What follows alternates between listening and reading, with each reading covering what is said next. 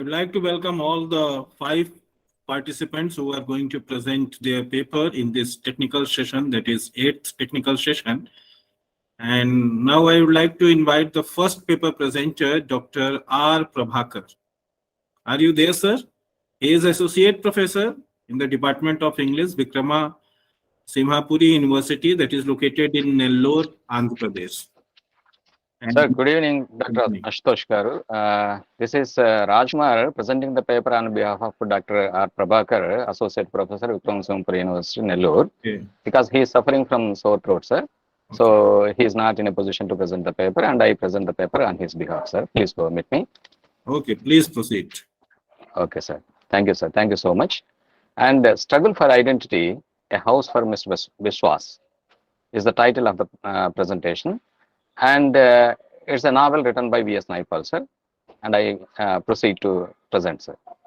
V.S. Naipaul's A House for Vishwas is considered the masterpiece and also the West Indian epic.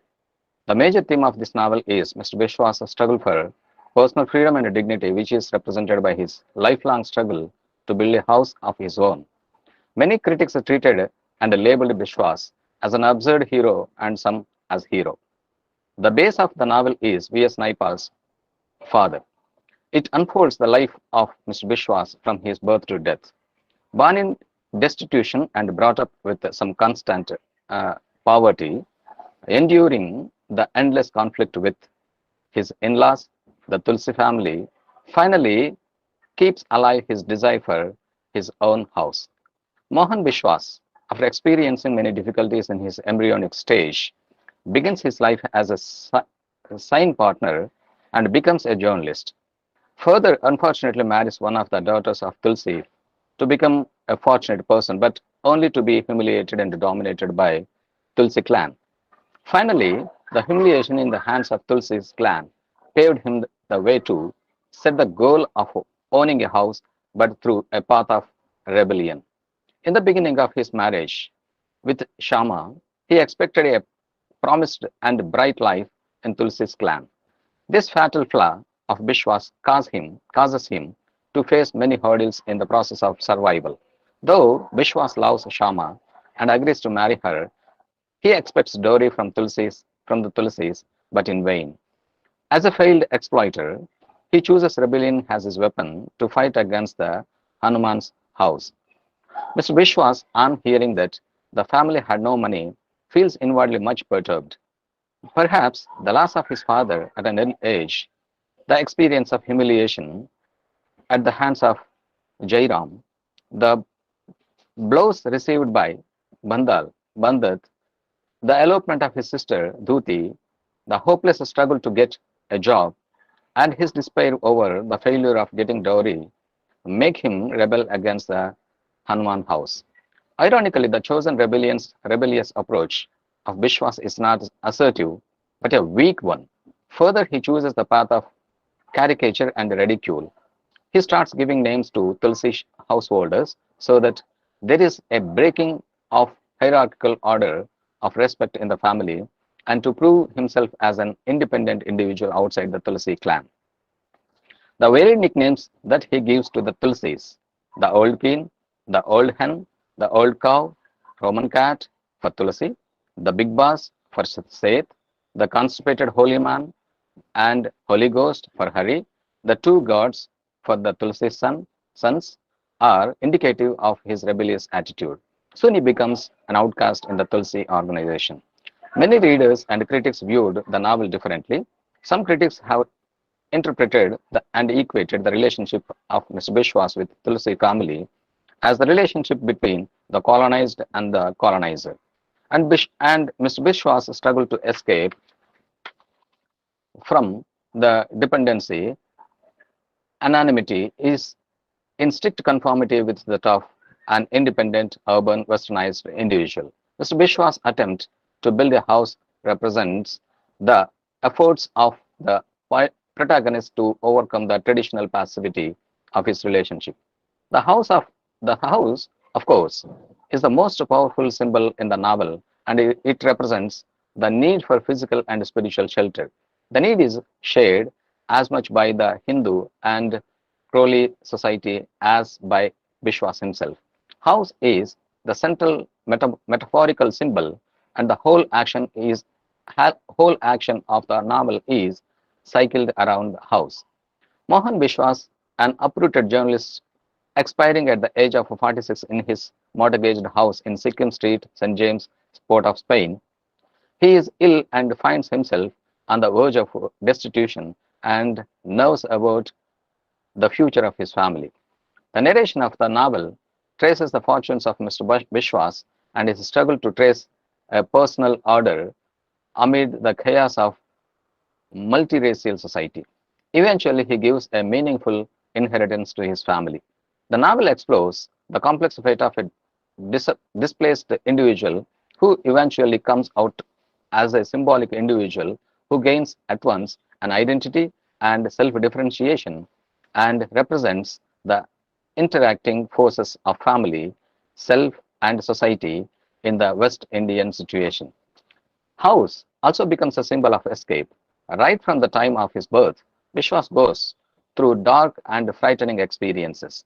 Naipal continues to criticize the Hindu Indians in the episodes when Mohan Bishwas is victimized by Pandit Jairam and Bandad, respectively, before he becomes the victim of Mrs. Tulsi and her brother-in-law, Seth.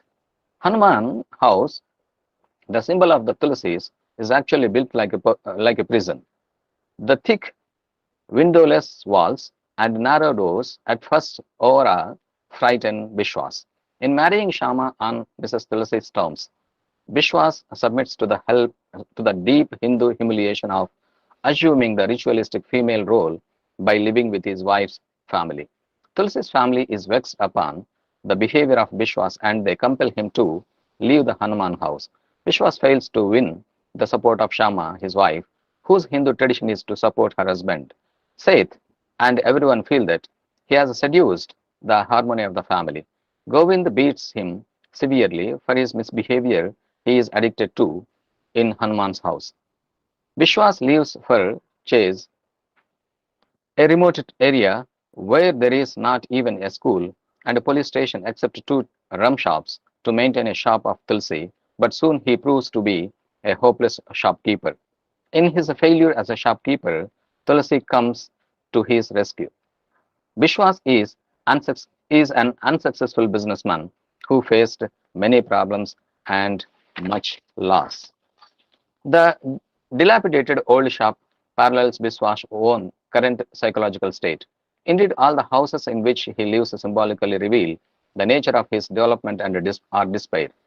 At the chase, he is afraid to assume, for the first time, the full responsibility of his life. Having learned from his tenure at the chase the unprepared and vulnerable he is on his own, Bishwas opts for a limited independence within Tulsidam, but away from Hanuman house. He accepts the position as driver on a Tulsi estate at Greenvale. With this determination, Bishwas plunges into building his dream house and moves there with his Sorry son, for Anand. interruption. Please Sir, conclude your presentation. okay, sir, okay, sir. Miss Anand, while Shama and other children stay at Hanuman house, he plans to build a house with money he earns from his insurance company. Recovered a little from his despair, Mr. Bishwas goes to port of Spain to look for a job and after a long time he feels free and excited. He becomes a journalist in Sentinel newspaper. He writes stories and travels a lot. This resilience and constant faith in the sweetness of life is Bishwas' greatest asset. Finally, it is against this poverty-stricken unhoused, unnecessary world that Bishwa's final achievement of his own in Sikkim Street must be viewed. He achieves a house of his own in Sikkim Street, but he is fortunate enough in getting a job, a house in Sikkim Street, and his children turn out to be intelligent. The house is truly symbolic of Mr. Bishwa's fertile Crowley world. This house is truly symbolic of Ms. Bishwa's personality, often inadequate and faulty, but in a society so obviously limited and poor, an acquisition of enormous value. At 46, his battles are over. This cultural orphan, this historyless man has achieved all the success his limited talent and sterile environment will allow. He must now give way to his children and await their success. It is a tragic, stunning testimony of life in a hopeless, rootless, and deserted community that the achievement of a single real victory drains the lifeblood of the soul. Vishwas dies enjoying the company of his daughter, Savi, and admiring the mystery and romance of life. In this way, in a house for Miss Vishwas, Naipal sympathetically presents the social and psychological tension of a typical Indian family which prevails for 3 generations and transplants into an alien soil. So that is the article by Dr. Prabhakar, Associate Professor of Vikramasinghe University, Nellore, sir. I have Thank you, concluded, sir, sir. for your presentation. Really, you have presented the struggle of Mr. Viswas, and it is not only the struggle of Mr. Viswas, it is the struggle of every man. Millions of Indians even today also, sir. Now, next, I want to invite Jessica Mary for her presentation. She is from University of Kerala. Jessica? Thank you, sir. Thank you for allowing me to present the paper on behalf of Dr. Prabhakar, sir. Thank you very much. Jessica, are you there? Hello, sir. Am I audible? Yeah. Yeah, Yeah, from yeah. University of Kerala. Okay, sir. Shall I start with my presentation? Sure. Okay. Please.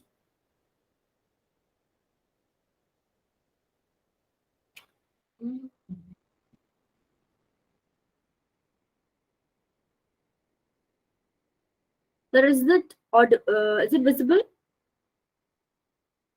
Yes. Okay. It's visible. Yeah, I'll start. So I'm here to present a paper on the topic, the magnanimous caregivers, reading convergence, courage in a crisis.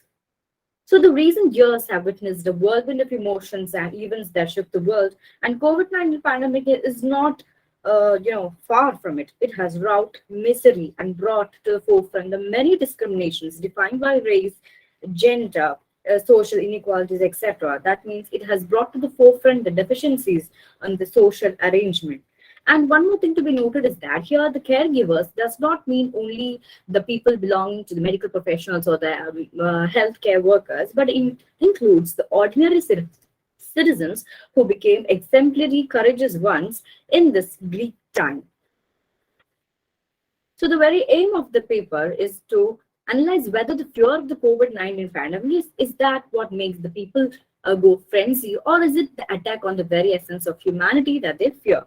So we'll be analyzing the incalculable sacrifices made by these caregivers as represented through this documentary film. And so as I've already mentioned, here the people are from all levels of society to try to combat the COVID-19, and not just the medics, but of course medics will also be presented. So just to have a plot summary of this documentary, Convergence, which is actually directed in the lead by Orlando von Enxeden, which gives a spotlight of a cross-section of global citizens in the COVID-19 crisis. He is actually one of the directors, and he's co-directed by 8 other directors, because it gives us a documentary of the COVID-19 pandemic situation that happened across many countries like United States, Great Britain, Brazil, China, India, Iran, and Peru.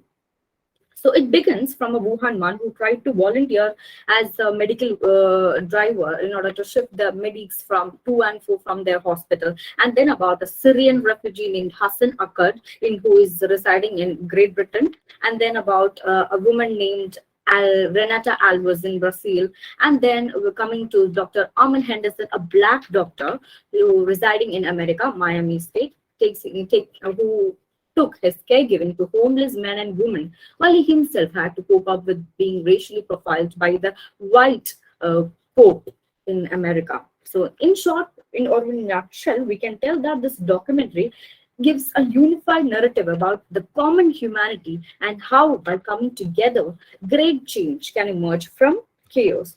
So moving on to the analysis.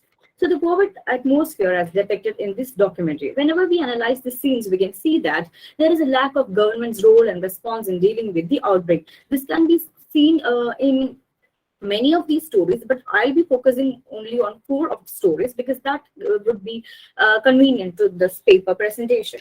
So Armin Henderson, he got angry on government for not treating the migrants because he was wondering what the government was doing, and if the government had done its role, then there was no need for him to work day and night. And also the discriminatory aspect is being presented to the forefront by the Renata Elvis. She's in the Brazil. She actually considers that the government has actually taken these underprivileged people for granted and is not at all giving a care for them, in terms of sanitizing or the PPEs or the masks. The medical assistance are being denied to them. And then we can see the people in the panic mode, and throughout the documentary we can see the sirens of the ambulance in the background, or everything reveals the uncertainty and the unprecedented condition that we are facing in this time too. Then of course the fear of the unknown or the uncertainty, and then the lack of the PPEs, masks, as I've already mentioned, and then the mundane daily activities of the life, like the weddings, birthdays, funerals, everything went online. And then there is also the discussion about some vaccine trials in many places. And then we can see a new trend in the vocabulary. Like, for example, in a case in Hassan Nakat's conversation with his colleague, he said that a patient is gone. So Hassan thought that, okay, he has gone for good, like he has been discharged from the hospital. But his colleague made him understand that gone meant dead, as COVID-19 has actually engulfed that lady. So, and another factor that was mentioned was that the official government figures are dramatically underreported. That means the government has actually reduced the people who have died of corona to numbers and statistics. So that is the general plot or the idea of that documentary. So now a word about the social interdependence theory by Johnson. So this exists when the accomplishment of each individual's goal is affected by the actions of others. And there are 2 types of social interdependence: positive cooperation, that is positive interdependence, and negative interdependence, put forward by Morton Luce. So we'll be focusing on the positive interdependence that exists when individuals perceive that they can reach their goals if and only if the other individuals with whom they are cooperatively linked also reach their goals, and therefore promote each other's efforts to achieve the goals. And this can be demonstrated through the 4 characters I'm going to analyze. So these are the stirring examples of the individual grit and compassion, like Renata Elvis, Dr. Rosa Luz Lopez, for example. I'm sorry that I've not included Rosa Luz Lopez as a slide, because it's just a thing that should get only a mention, which she in her dealing with the compassionate and the empathetic dealing of her with the patients that she encountered, and how she gives the positive vibe to the patients that she encounters. So moving on to the other persons in detail. So Hassan Nakat is actually, I've already mentioned, a refugee who was tortured during the war in Syria and had a good reason to be afraid of hospitals. But despite all these things, he volunteers to become, a cleaner in the COVID-19 local ward in a hospital, because he just wanted to give the best to bring this COVID pandemic situation to a control. And he says that he has actually applied, or he has submitted over 100 applicants for the post of any health-related work in hospitals, but he was denied everything. So he got this opportunity, and he made the best of this opportunity. And he says that it's quite at the beginning of his story. He says about the pandemic situation that is here. It's quite surreal. It's dystopian. Don't know who got infected. The uncertain situation is reflected throughout this documentary from the many stories that are being presented. Then he's also so despite being a protester, he was considered the bad guy, but yet he took upon himself the duty to protect the nurses, doctors, and made sure that the patients and the doctors, of course, the entire hospital area, the premise is in a clean, disinfected environment. And another discriminatory aspect that we can see is that he is a refugee, as I mentioned. So this is his worries. Government said if the NHS died, that is National Health Service, died, their family be given indefinitely. If the migrant workers died fighting pandemic, they get nothing. And because of this, he just did a video online, and that became quite hit, and the policy was changed.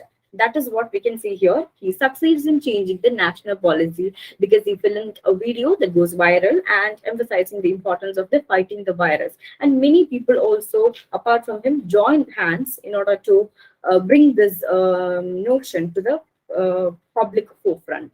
Next is about Renata Elvis. She is actually a volunteer with an ambulance service in the Sao Paulo, Brazil, who reveals that she was formerly an incarcerated and suffers prejudice even as she provides an essential service. So, despite being in the prison, after coming back from prison, though she did good job, people didn't give her acceptance because she was from an underprivileged background. So her phone became the hotline for the whole community because she did an emergency run of the ambulance in order to make people reach hospital early.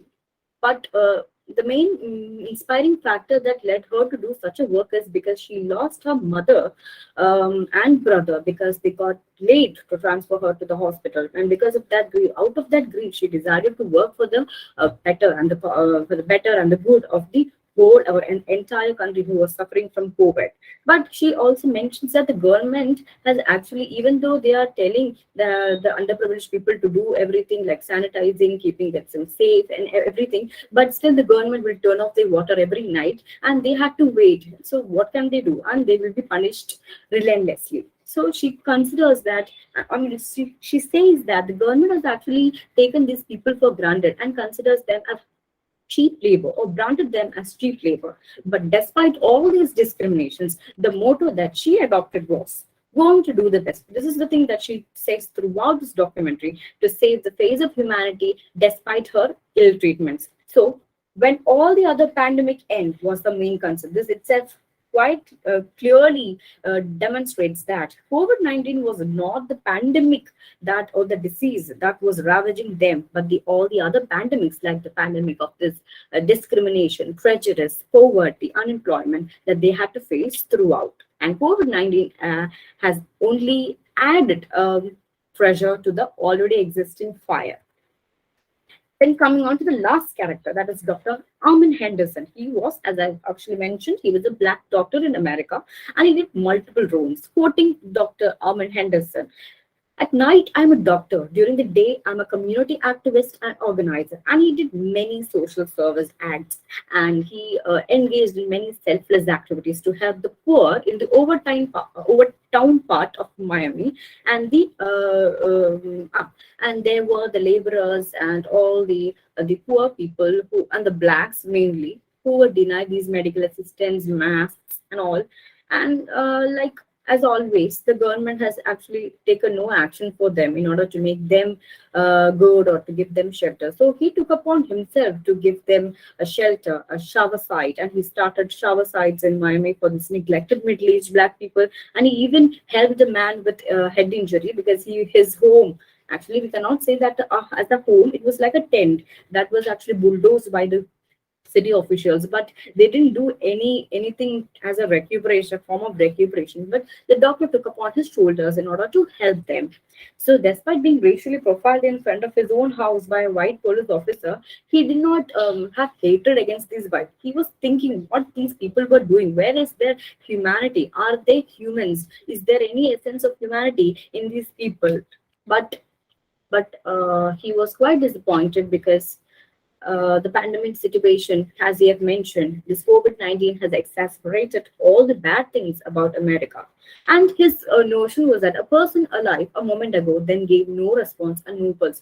This was his thought throughout. This actually reveals the unprecedented and the uncertain condition that was lying before the medics in particular and also the society in large, because we don't know where it was going, or until now we don't know where it is going. Many times many vaccines arise and everything, that's all depicted, but the limitation of this documentary is that it actually presents so many stories from a glance, like a montage. So that is what I think it's like a limitation to this documentary.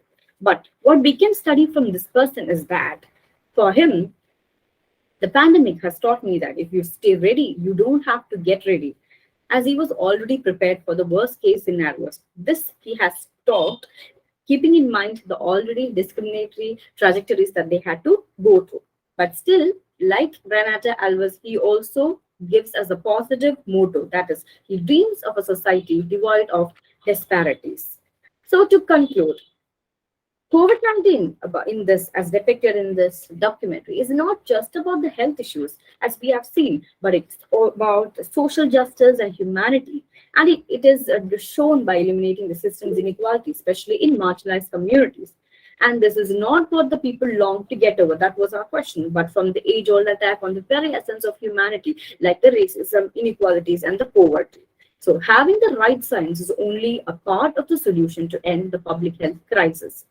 And there was also a song in the beginning and also at the end. Both these songs depict one notion, and that is the importance of interdependence. And that means to end a crisis like the pandemic is not the only solution of the medics, that they are not the only people who are responsible to in order to end this pandemic, but each and every citizen who resides in this world. Thank you. Thank you, Jessica. Ziba Mehta, would you like to ask anything? You have raised your hand. Name, your microphone is on. Turn on camera left name, your camera. Background.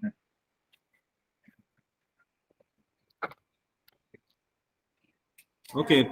Thank you, Jessica. And congratulations. Your presentation was really very good and it has made me very emotional. And Yeah, it was a very emotional track when we see that documentary throughout. We'll just have tears in our eyes. Sure, I will go through it. Thank you. Now I would like to call Shyam Sundar sir for your presentation. I am Bhagavan BSS, Shyam Sundar Bhagavan, Assistant Professor, Department of English, Vikram Sampur University. Good evening to all.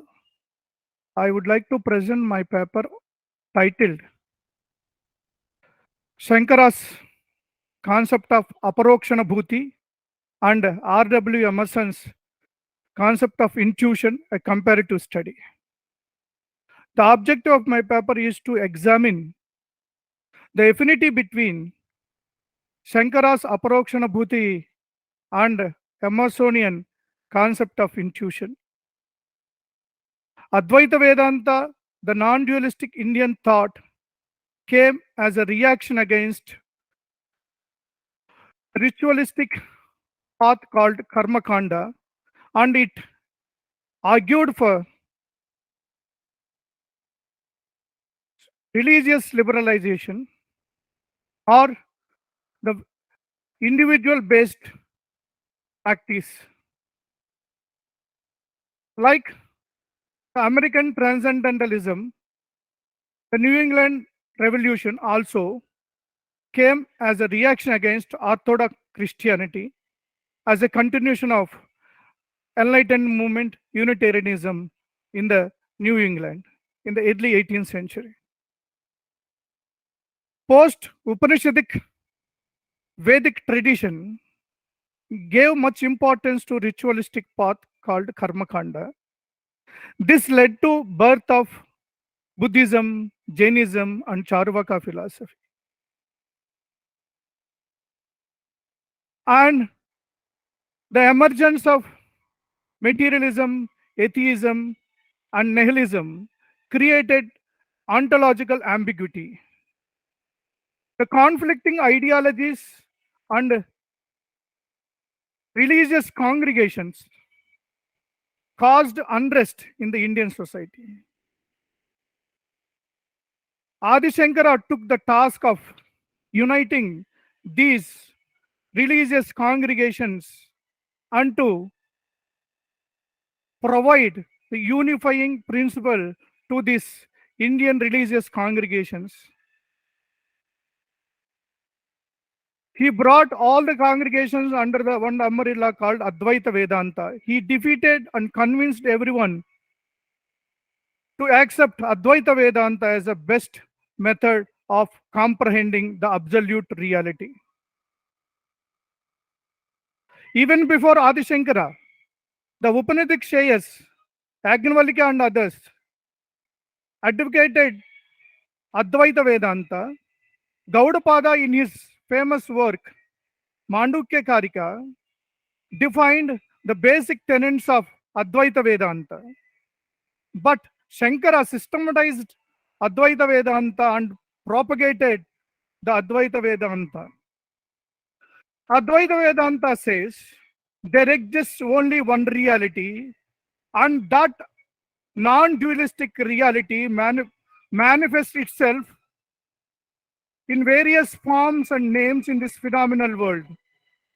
The Jivatma, the finite form of the Paramatma, the universal soul,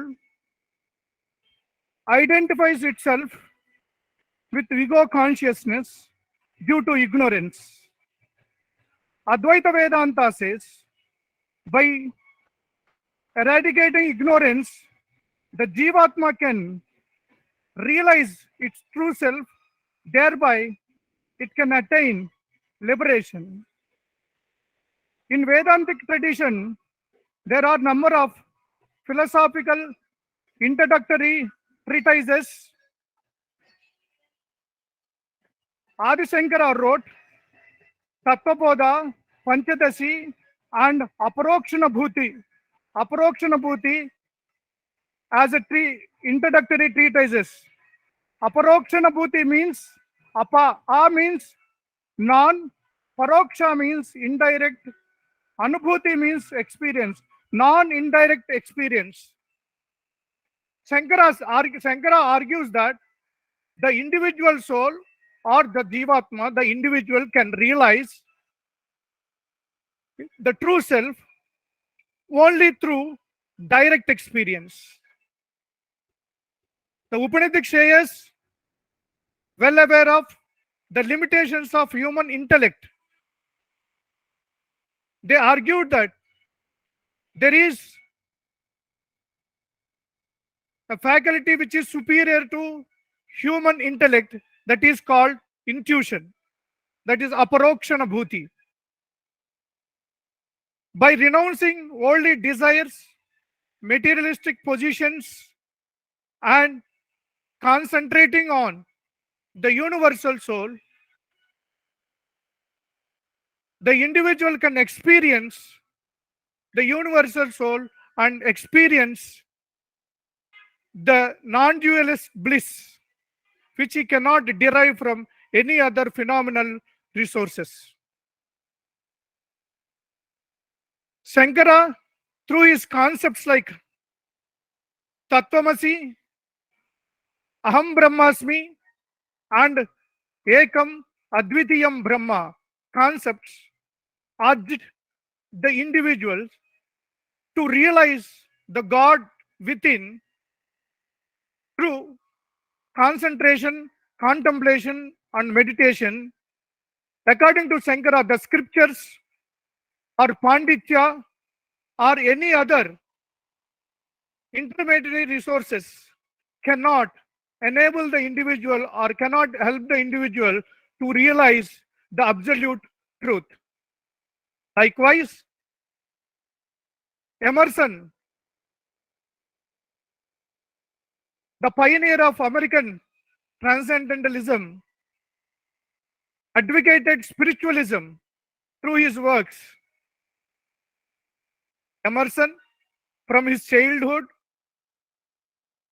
developed a kind of dissatisfaction in Orthodox Christianity, and in his 20s, he concluded that the moral sense, which is inherent in every human being, responsible for the human sufferings. The individual who violates the moral sense subjects himself to the sufferings, and one who obeys the moral sense enjoys the utmost bliss in the life. Like Shankara, Emerson in his first work, published in 1836, Nature, defined basic tenets of his philosophy. There he established the relation between man, nature, and God. In the Nature, he articulated pantheism. According to Emerson, The absolute being, the oversoul, dwells in every atom of this universe. In his famous works, lectures, American scholar, and Harvard Divinity School address also, Emerson highlighted the concept of divinity of human beings, or the divinity of humanity. He urged the people to realize the God within and not to depend upon any institutionalized religion or scriptures or any other sources. He also opposed the Unitarians' concept of external evidence. The Unitarians advocated that the miracles conforms human spiritual realization. Emerson condemned miracles as the external evidence of the individual spiritual realization. In his 1841 series of essays, Emerson published Oversoul and Self-Reliance, two important essays in which he advocated his concept of intuition. Like Vedanta, Emerson also emphasized self-realization is the ultimate purpose of human life, and man can rely upon himself and himself to realize himself, or to attain the ultimate purpose of human life. In his essay, The Society and Solitude, which he published in the later years of his career, also he advocated the same principle. Emerson. For interrupting Shyam Sundar Bhagwanji. Shall you conclude within a minute? Okay, sir. Okay. So Emerson was under the influence of Thomas Reid's common sense philosophy, German idealism, and British romanticism, while defining his concept of intuition. So this is just essence of my paper. Because of my disability, I could not read out the paper like others. So just this is the gist of my paper. I thank you, sir, for giving me this opportunity. Thank you for your presentation. You have really, in a very well manner, you have just related the concept of these two persons. And I think Dr. Prabha Lama ma'am has just joined us. And I want to inform you that, ma'am, that we are running late, near about 40 minutes. And still we have two paper presenters. Good evening, sir. Good evening. Good evening, ma'am. Still we have two paper presenters, ma'am, of this session, of this technical session 8. So I think near about they will take 20 to 25 minutes. So I'll log in again later, right? Okay. Yeah, sure. Okay, fine, sir. Thank you for informing me. Thank you. The next paper presenter, who is Chandrasekhar S. Ved. He's a research scholar in the Department of English, Karnataka University. Are you there, Chandrasekhar Ved? Yes, sir. Yes, sir. I'm here, sir. Good evening, sir. Good evening to everybody. I am Chandrasekhar Vaidya, and the title of my paper is George Orwell as a Democratic Socialist, with special reference to his novels. Sir, am I audible, sir? Yes, you are. Yes, sir. As we all know, George Orwell is an important English writer who has produced various forms of literature and regarded as one of the greatest writers of the world. He worked in Burma as a police officer from 1922 to 1927, and he left the job to pursue writing as a career, which was his childhood desire. Orwell has written 6 novels, namely Burmese Days, A Clergyman's Daughter, Keep the Aspidistra Flying, Coming Up for Air, and the famous novel Animal Farm, and 1984. Orwell participated in Spanish Civil War.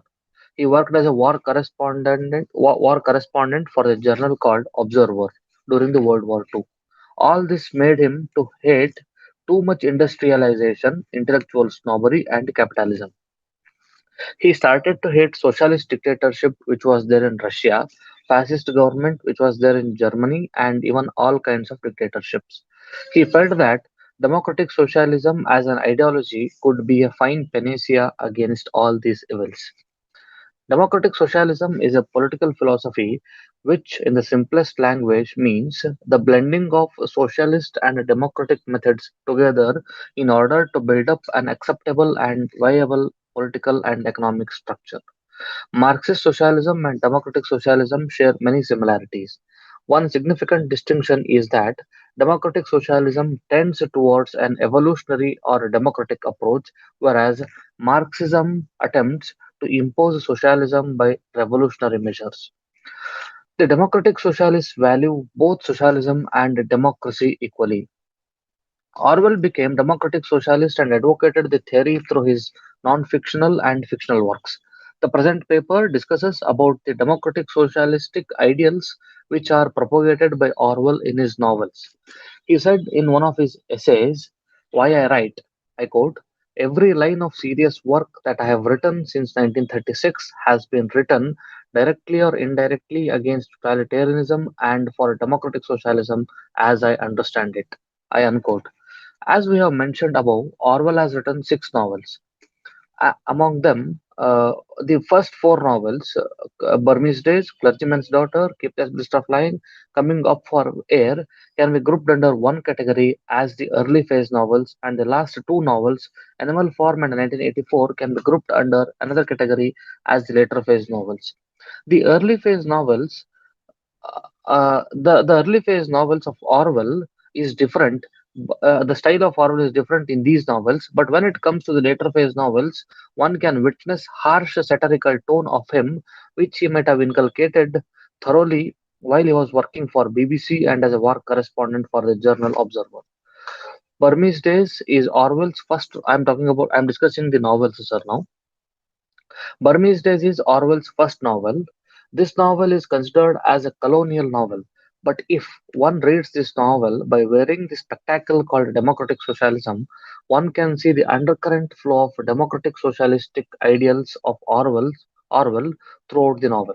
In this novel, we can trace out the features of democratic socialism like freedom, equality, brotherhood, and freedom of expression. In his second novel, A Clergyman's Daughter, which was published in the year 1935, Orwell talks about religion, poverty, and the condition of working class people's life in the countryside as well as in the city, while explaining the life events of protagonist Dorothy Hare. In the novel, we exposed to the low wages to the working class people which used to be given to them in the hop picking fields. Further, the novel deals with the education system of London of that time while describing the life of Dorothy Hare as a teacher in one of the private schools. In his next novel, Keep the Orchestra Flying, which was appeared in 1936, is Orwell's third novel, and it talks about the life of Gordon Comstock, who does not worship money. He leaves his job, from which he used to earn a lot of money, and starts to work in a second-hand bookstall and lives a poor life. All of his friends leave him, and his lover, Rosemary, also says if Comstock does not join the earlier job which he was having, or else she'll break up with him. Finally, Comstock accepts the reality and starts to worship money god. In this novel, Orwell talks about poverty, capitalism, and mediocre job. In his next novel, Coming Up for Air, which was appeared in the year 1939, uh, Orwell wrote this novel in French Morocco, and in this novel, the protagonist, George Bowling, a 45-year-old insurance agent, foresees World War II and tries to recapture his boyhood innocence by visiting his native place called Lower Binfield in Oxfordshire. The novel is pessimistic. It demonstrates two things.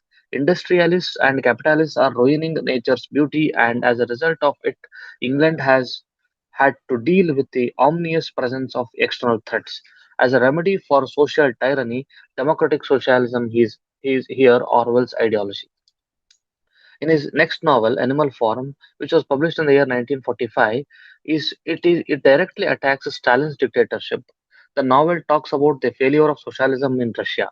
It is completely satirical in tone, and it deals with the story of group of animals who rebelled against his master, and they dreamt of creating a society for themselves to live happily, freely, and equally.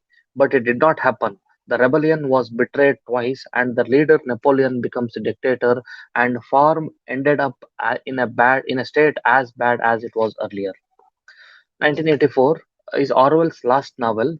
It was published in 1948 and set in 1984. The last two digits are reversed. The novel 1984 talks about three blocks could exist at the end of the Cold War, namely Oceania, Eurasia, and Eastania. Big Brother ruled Oceania. His agent O'Brien ruled Airstrip 1, which was the part of Oceania with employees like Winston Smith, Julia, and others.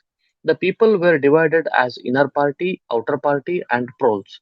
If Animal Farm satirized Stalin's Russia, 1984 satirized Franco's Spain, Stalin's Russia, Hitler's fascism, and even all kinds of dictatorships. Because Animal Farm ended up in the hypothesis that all forms of governments, even socialist in nature, proved evil. Critics think that Orwell's participation in the Spanish Civil War influenced 1984 directly. The novel is in three parts. First part talks about the story of rewriting history to the needs of the party. Resistance in any form, like brotherhood, is not allowed. But the protagonist of the novel, William Smith, commits thought crimes by maintaining a diary and loving Julia. His love affair run in part two. O'Brien, his boss, investigates Smith for bringing in subjective things like love, marriage, family, religion, etc. in public sphere. Sex is used only for perpetuating race. Finally, Smith and Julia confess and give up their love affair. Smith reintegrates into party and prides with Big Brother. Orwell's early fiction, including Burmese Days, Clergyman's Daughter, Keep the Spirits Flying, and Coming Up for Air. These novels are all about working class people and in part autobiographical. The last two novels, Animal Farm and 1984, rebound with Orwell's frustration with extreme socialism turning into totalitarianism. His fiction is a critique of industries, capitalism, bourgeois ideology, colonialism, and totalitarianism. They speak for the betterment of common people's lives. According to Orwell, the only golden path is democratic socialism, which he advocates in his fiction vehemently. Thank you. Thank you, Chandrasekhar Well, for your presentation.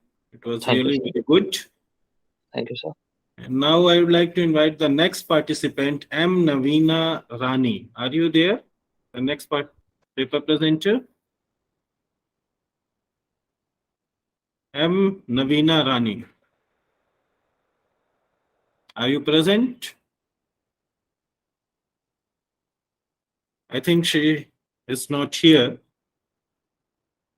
So now I'm going to just conclude, and here we have went through the four paper presentations. The first one, that is on a house for Mr. Biswas, and here Dr. R. Prabhakar has just talked about the struggle of Mr. Biswas.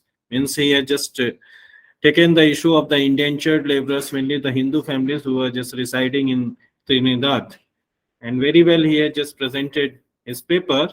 And the next one, Jessica Mary Anil, she had just took a very good issue, and really she had just made me emotional when she was just presenting the paper.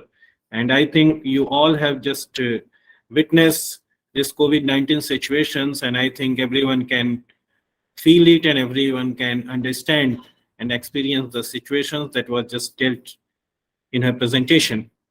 And the next paper presentation that was done by Shyam Sundar Bhagwanji, he has just talked about Adi Shankaracharya's concept and R.W. Emerson's concept. We more or less we are familiar with the Emerson's concept of intuition, but we are not familiar with the Adi Shankara's concept that he has just dealt. So whenever we will get some in any other conference, or in maybe possible that we have to invite him separately, because it's very necessary to understand the concept of the Adi Shankara, that is the Indian concept, because every time we are just talking about the Western concept, but to some extent we are negligence towards this Indian concepts. And the last paper presenter, who is Chandrasekhar S. Vaid, He just talked about the George Orwell as a democratic socialist, and he has tried to just prove it as a demo that he is a democratic socialist.